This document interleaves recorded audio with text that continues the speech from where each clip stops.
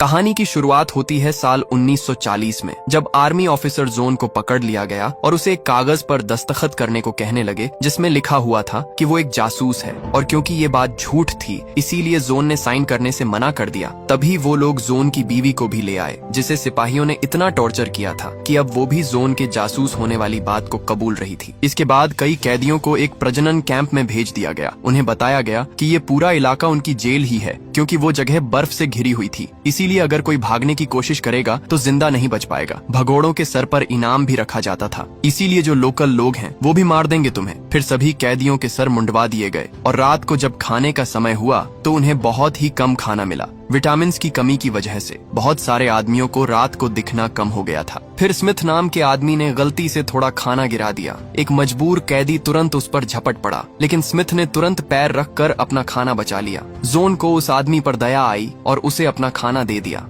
इस पर स्मिथ ने उसे कहा कि ज्यादा दयालु बनना भारी पड़ेगा, यहाँ पे लाडले जान चली जाएगी यहाँ पे। स्मिथ के वहाँ से जाने के बाद रॉय नाम के कैदी ने जोन को बताया कि वो एक अमेरिकन है। सिर्फ इसी वजह से उसे पकड़ लिया, जेल में डाल दिया। जोन ने बताया कि मुझे भी झूठे आरोप में फंसाया गया है भाई, जिस पर रॉय हंसते हुए बोला कि मैंने तो बस गलत मूवी में एक्टिंग कर ली, ये गुनाह है मेरा। फिर अंदर हम वाका नाम के एक कैदी को देखते हैं जो जुआ खेल रहा था। रॉय ने जोन को उसके बारे में बताया कि ये एक खतरनाक बदमाश है। गार्ड्स वाका को कुछ भी करने से नहीं रोकते, इसीलिए सब लोग उससे डरते हैं। कुछ दूसरे कैदियों को गुलाम मजदूरों के तौर पर पकड़ा गया था। अब जोन बात करने लगा कि भाई यहाँ से भागना हो तो क्या करें, लेकिन रॉय ने कहा कि नामुमकिन है भाई। उसने चेतावनी दी कि जिंदा नहीं बच पाएगा भाई। उसी वक्त वाका ने एक कैदी से उसकी स्वेटर मांगी। जब उस आदमी ने मना किया तो वाका ने चाकू निकालकर उसे घोंप दिया। फिर एक दूसरे कैदी ने उसका स्वेटर उतारकर वाका को दे दिया, जिसे देकर उसने जुए में हारे हुए पैसे एक तरह से चुकते कर दिए। दिन बीतते गए और जोन ने धीरे धीरे कैंप के तौर तरीकों में खुद को ढाल लिया। कैदियों को बर्फ में कोयला निकालने और लकड़ियां काटने का काम करना पड़ता, लेकिन उन्हें खाना बहुत कम दिया जाता और उनके सोने की जगह बिल्कुल भी गर्म नहीं थी। उन्हें नए कपड़े और जूते तक भी नहीं मिलते थे। एक रात जोन को अपने कपड़ों में कुछ जुएं मिली और रॉय कहने लगा कि मेरे पास इसका एक पुराना घरेलू इलाज है। उसने जोन से कहा कि आजा बाहर चल, पर तभी अचानक उन्हें एक धमाके की आवाज सुनाई दी। जल्द ही उन्हें समझ आया कि कोयले की खदान में धमाका हुआ है। जब रॉय उसके कपड़े को बर्फ में दबा रहा था तो जोन टावर को देखकर भागने के बारे में सोच रहा था। रॉय ने बताया कि मेरा एक दोस्त है लाजर, वो हमें यहाँ से निकाल सकता है। जिसके बाद वो प्लान के बारे में बातचीत करने लगे और ये तय किया कि यहाँ से भागकर अगर वो साउथ की डायरेक्शन में जाते रहे तो मंगोलिया देश पहुंच जाएंगे। लेकिन इतने लंबे रास्ते के लिए उन्हें खाना इकट्ठा करना होगा और साथ ही ठंड कम होने का इंतजार भी, क्योंकि इस बर्फ में तो मारे जाएंगे। इसके बाद रॉय ने सिगरेट्स के बदले में खाना लेना शुरू किया, जिसे उसने लकड़ी के डीले फर्श के नीचे छुपा दिया। जोन ने दबाए हुए कपड़ों को चेक किया और देखा कि सारी जुएं वहीं जमा हो गई थीं। कुछ समय बाद सिपाही कैदियों को काम पर ले जाने की कोशिश करने लगे, लेकिन तेज बर्फबारी आंधी की वजह से उनका चलना मुश्किल होने लगा और कुछ आदमी गिरने लग गए।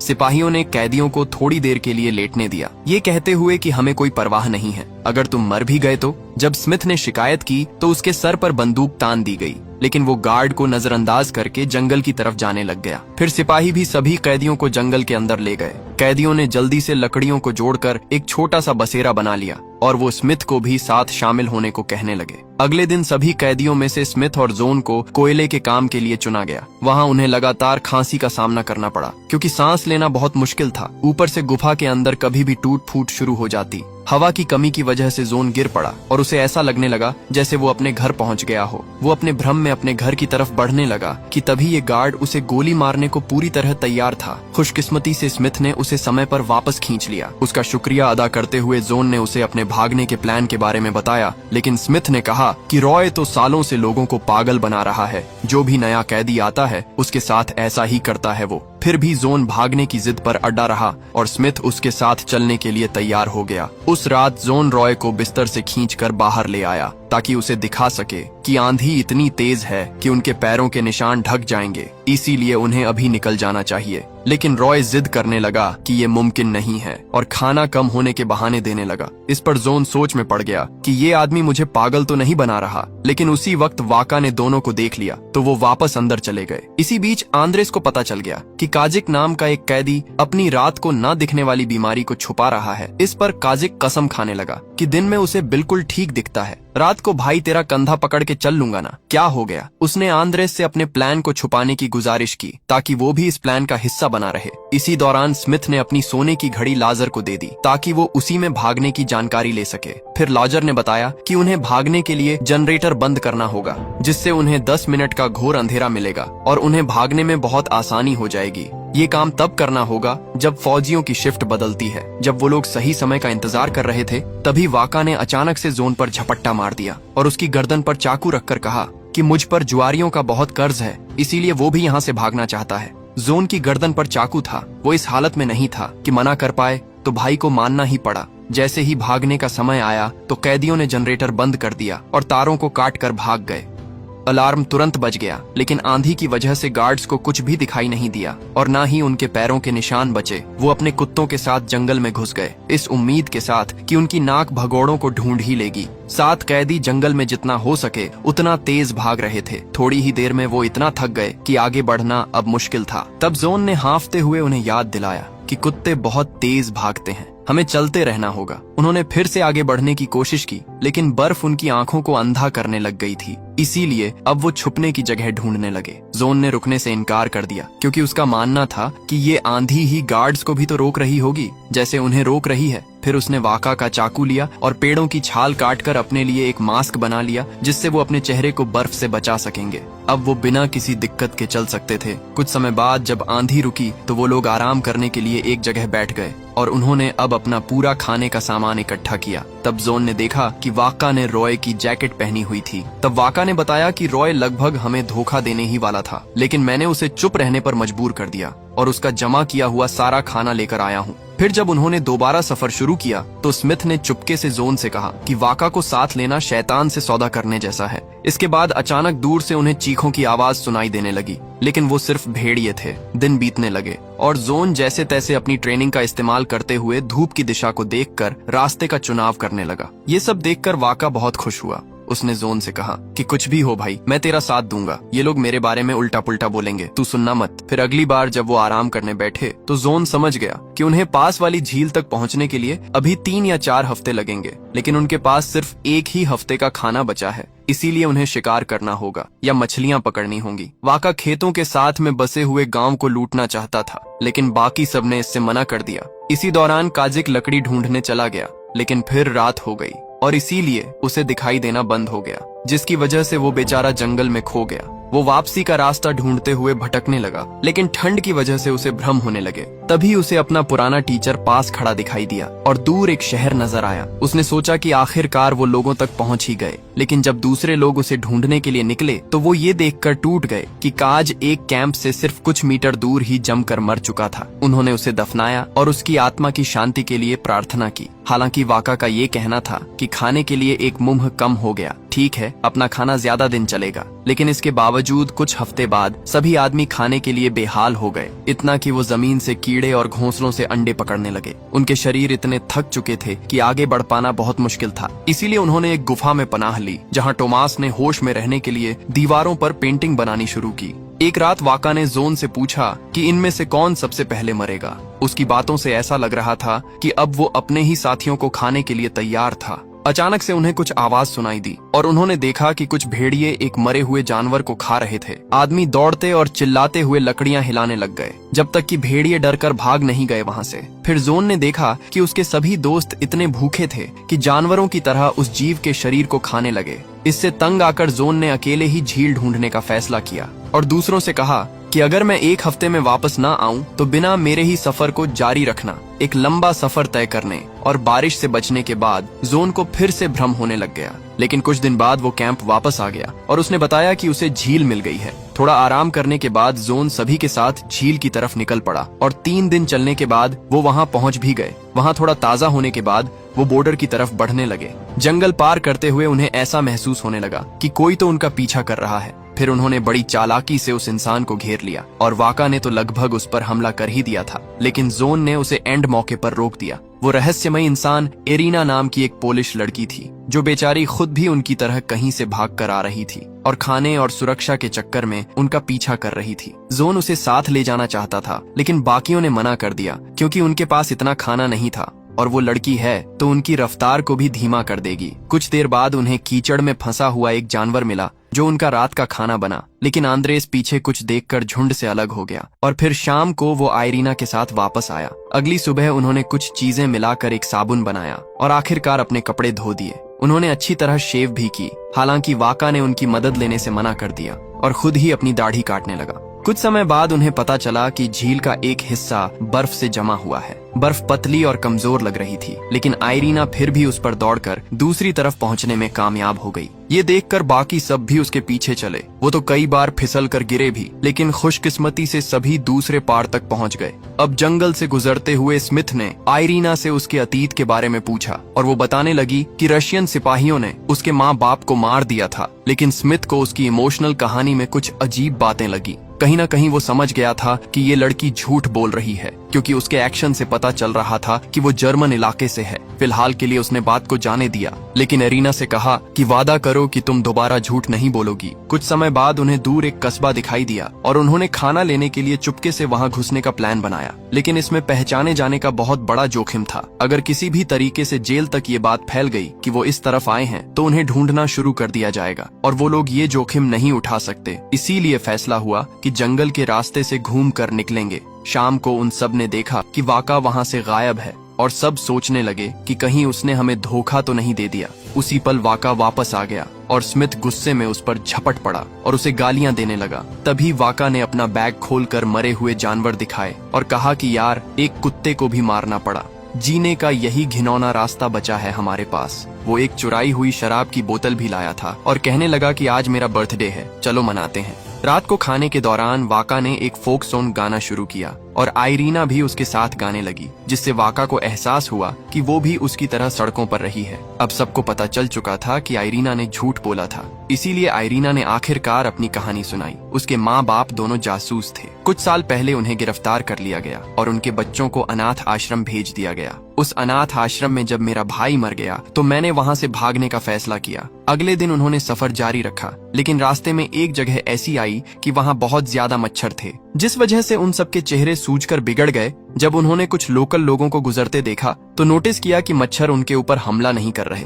पकड़े जाने के डर से उन्हें छुपे रहना पड़ा, लेकिन जोरॉन बाहर निकलकर एक आदमी से इस बात का राज पूछने चला गया, जिसके बाद उस आदमी ने उसे एक हार पहना दिया जो मच्छरों को दूर रखता है। जिसके बाद सब शांति से अपना सफर जारी रख पाए। दिन बीतते गए और आयरीना ने एक एक करके सबसे बात की, उनकी कहानियां जानी। आंद्रेस एक वक्त पर प्रीस्ट हुआ करता था, टोमास एक पेस्ट्री शेफ जो एक एक्टर बनना चाहता था, जोरोन एक अकाउंटेंट था जिसने एक बार नासमझी में किसी गवर्नमेंट बिल्डिंग की फोटो खींच ली, जिसके बाद उसे जासूसी के नाम पर गिरफ्तार कर लिया गया, और स्मिथ एक इंजीनियर जो काम ढूंढने के लिए रशिया आया था। जब उसे गिरफ्तार किया गया तो उसके बेटे को गोली मार दी गई। अगली बार जब वो आराम के लिए रुके तो आयरीना ने स्मिथ के पैरों के घाव अपनी स्कर्ट के कपड़े से साफ कर दिए। जल्द ही वो कुछ रेल की पटरियों तक पहुंच गए थे और जोन ने हिसाब लगाया कि बॉर्डर तक पहुंचने में लगभग 4 दिन लगेंगे। बस इस इलाके में कई किसान और गार्ड हैं, इसीलिए उन्हें इस जगह को रात होने से पहले पार करना होगा। जब वो इंतजार कर रहे थे तो वाका अपने ताबीज को घूरता रहा।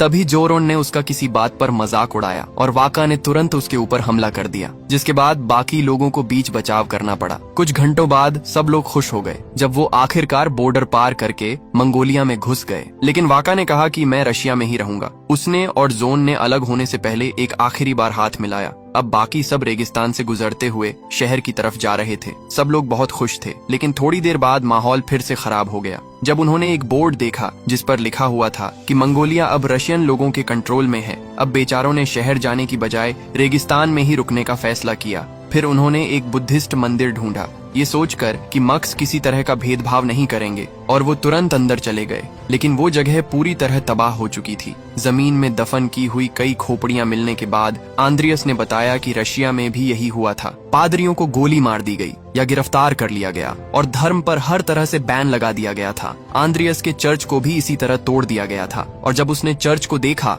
तो गुस्से में आकर उसने एक जवान गार्ड को मार दिया था। सभी चर्चा करने लगे कि क्या किया जाए और इस फैसले पर पहुंचे कि इंडिया में ही बचा जा सकता है, लेकिन वहां पहुंचने के लिए चाइना को पार करना होगा। अगले कुछ हफ्तों तक वो तपती धूप के नीचे रेगिस्तान में चलते रहे। एक दिन अचानक उन्हें कुछ घुड़सवारों ने घेर लिया तो उन्होंने अपने आप को तिब्बत जा रहे अमेरिकन्स बताया। खुशकिस्मती से उन घुड़सवारों ने उन पर विश्वास कर लिया और बिना कुछ कहे वहां से चले गए। फिर कुछ देर बाद एक जवान घुड़सवार वापस आया जिसे दूसरों ने उन्हें पानी देने के लिए भेजा था। दिन बीतते रहे और वो लोग धूप से बचने के लिए टहनियों और कपड़ों के टुकड़ों से अपने सर और पैर ढककर चलते रहे। उन्होंने पानी को बहुत संभाल कर इस्तेमाल किया, लेकिन फिर भी वो खत्म हो गया। तभी स्मिथ को कुछ दूर पेड़ दिखाई दिए, लेकिन जोन ने उसे समझाया कि तुझे वहम हो रहा है और उसने सबको दक्षिण की तरफ बढ़ते रहने को कहा। जब स्मिथ बहुत घबरा गया तो बाकी लोगों ने उसे शांत करते हुए उसका साथ देने का फैसला किया। कुछ देर चलने के बाद उन्होंने अपने ऊपर एक पक्षी को उड़ते हुए देखा, जिससे ये साबित हो गया कि स्मिथ को वहम नहीं हुआ था। सभी खुश होकर जितना तेज हो सके उतना तेज दौड़ने लगे और आखिरकार उन्हें कुआं मिल गया। उन्होंने बहुत सारा पानी पिया और रात के लिए वहीं पर अपना कैंप भी लगाया। सुबह वो जितनी बोतलें और बर्तन भर सकते थे भरकर दक्षिण की तरफ चल पड़े। कुछ दिन बाद जब उनका सामना एक रेत के तूफान से हुआ तो सभी घबरा गए और एक नजदीकी खड्डे की तरफ भागने लगे। उन्होंने अपने आप को छुपा कर रखा जब तक कि तूफान गुजर न जाए। खुशकिस्मती से सभी बच गए, लेकिन उनका सारा पानी खो गया। आने वाले दिनों में आयरीन और तोमास बहुत बीमार हो गए, इसीलिए स्मिथ कुएं तक वापस जाने की बात करने लगा। लेकिन जोन ने कहा कि पता कैसे लगाएं किस तरफ है वो कुआं। उनका सफर जारी रहा और वो लोग प्यास कम करने के लिए पत्थरों को चूसने लगे। अचानक आयरीन गिर पड़ी और बाकियों ने देखा कि उसके पैर सूज गए थे। उसने कहा कि वो उनके ऊपर बोझ नहीं बनना चाहती, लेकिन बाकी लोगों ने इंसानियत दिखाते हुए उसे छोड़ने से इनकार कर दिया। सभी ने चलना जारी रखा और जल्द ही आयरीन दोबारा गिर गई, लेकिन उसने तब भी आराम करने से मना कर दिया। इसके बाद आंद्रेस उसे उठाकर चलने लगा। कुछ घंटों के बाद आयरीन ने आंद्रियस से कहा कि उसे नीचे रख दे। उसने सबको एक आखिरी बार देखा और बेचारी मर गई। उन सब ने उसे रेत में दफनाया और उसके लिए प्रार्थना करने लगे। सभी ने एक बार फिर से सफर जारी रखा। हर गुजरते दिन के साथ उनके पैरों के घाव और खराब होते चले गए। तो मास उन सबका हौसला बनाए रखने के लिए सबके चित्र बनाने लगा और उसने एक मुस्कुराती हुई आयरीन की एक बहुत ही खूबसूरत पेंटिंग बनाई। लेकिन ये उसकी बनाई आखिरी पेंटिंग थी, क्योंकि इसके बाद वो भी मर गया। उसे भी वहीं दफन करके ग्रुप आगे बढ़ गया। कुछ दिन बाद जोन ने दूर पहाड़ियां देखकर कहा कि पानी की खोज करने हमें वहां चलना चाहिए, मगर स्मिथ इतना थक चुका था कि वो बेचारा हिल भी नहीं पा रहा था। उसने कहा कि तुम मुझे छोड़कर चले जाओ। जोन ने जोरोन और आंद्रेस को आगे भेजा, जबकि खुद वो स्मिथ के पास ही रुका रहा, जो कि गिर चुका था। शाम तक जोन स्मिथ को घसीटकर दोस्तों के कैंप तक ले आया, लेकिन बदकिस्मती से उन्हें अभी तक पानी नहीं मिला था। अगली सुबह जोरोन जाग गया जब उसे महसूस हुआ कि एक सांप उसकी टांगों के बीच से गुजर रहा है। उसने उस सांप का पीछा किया और एक छोटा सा पानी का गड्ढा ढूंढ लिया। आदमियों ने झुककर पानी पिया और कुछ पानी स्मिथ के मुंह में भी डाल दिया, क्योंकि वो हिल भी नहीं पा रहा था। फिर उन्होंने सांप को मारकर दोपहर के खाने में पका लिया। तभी खाना खाते वक्त आंद्रियस का एक दांत गिर गया। उस रात स्मिथ ने जोन से कहा कि मुझे छोड़कर चले जाओ, लेकिन जोन ने कहा कि जब तक तुम जिंदा हो तुम्हें छोड़कर हम नहीं जाएंगे। बातों बातों में जोन ने कहा कि मैं किसी भी हाल में एक बार दोबारा अपनी पत्नी को देखना चाहता हूँ। बेचारी को फौजियों ने बहुत टॉर्चर किया था। उसकी ये कहानी सीधा स्मिथ के दिल पर जाकर लगी। अगले दिन वो आगे बढ़ने के लिए उठ खड़ा हुआ और उन्हें जल्द ही एक नदी मिल गई। इससे उन्हें इतनी ताकत मिल गई कि वो लोग पहाड़ियों की तरफ बढ़ सकें और आखिरकार ग्रेट वॉल ऑफ चाइना को पार करके वो हिमालय की पहाड़ियों तक पहुँच गए। इन बर्फीली पहाड़ियों में उन्हें एक छोटा सा निशान मिला जो तिब्बत को दर्शाता था। उन बर्फीली पहाड़ियों में उन्हें एक मख मिला जिसने उन्हें बताया कि इंडिया अब पास ही है, और साथ ही वो उन्हें अपने साथ पास की बुद्धिस्ट मोनेस्ट्री में ले गया। उन्हें आखिरकार इतने लंबे समय के बाद असली खाना मिला। वहाँ पर मक्स के लीडर ने कहा कि इंडिया जाना चाहते हो तो थोड़ा वेट करो, ठंड को जाने दो, बर्फीले तूफान में बच नहीं पाओगे। सोने से पहले जोन ने कहा कि हमें निकलना चाहिए, इंडिया में ही हम सुरक्षित रहेंगे। लेकिन बाकी लोग मक्स की बात से सहमत थे, वो यहीं पर रुकना चाहते थे। फिर वो अपने भविष्य के बारे में बात करने लगे। आंद्रियस जर्मनी और रशिया के खिलाफ लड़ाई में शामिल होना चाहता था। जोरोन चाहता था कि मैं टोमास की बनाई हुई तस्वीरें न्यूज़पेपर में छपवाऊं। मैं दुनिया को हमारी कहानी के बारे में बताना चाहता हूँ। वहीं बेचारा जोन पोलैंड वापस तो जा नहीं सकता था, इसीलिए वो तो बस चलते रहना चाहता था। वहीं स्मिथ अपने घर अमेरिका वापस जाना चाहता था। उसने कहा कि मैं चाइना की तरफ जाऊंगा। मक्स ने वादा किया था कि हमारा एक कॉन्टेक्ट है, हम तुम्हें अमेरिका भेज सकते हैं। अगली सुबह जोन ने अकेले ही आगे बढ़ने का फैसला किया। जब जोरोन और आंद्रियस ने उसे देखा तो वो स्मिथ को आखिरी अलविदा कहकर अपने दोस्त के पीछे निकल पड़े। कुछ समय बाद तीनों आखिरकार इंडिया पहुंच गए थे। भारत के लोगों ने उनका बहुत प्यार से स्वागत किया और मदद भी की। अगले 50 सालों तक जोन का कोई एक ठिकाना नहीं रहा, लेकिन फिर आखिरकार पोलैंड आजाद हुआ। जोन ने अपना पुराना घर ढूंढा और छुपी हुई चाबी से दरवाजा खोला। अंदर जाते ही वो खुशी से भर गया क्योंकि उसकी पत्नी उसका इंतजार कर रही थी। और इसी सीन के साथ ये कहानी यहीं पर खत्म हो जाती है। दोस्तों, आपको वीडियो कैसी लगी? लाइक और कमेंट करके जरूर बताना। मिलते हैं अगली शानदार वीडियो में। तब तक के लिए सब्सक्राइब बटन दबा दो।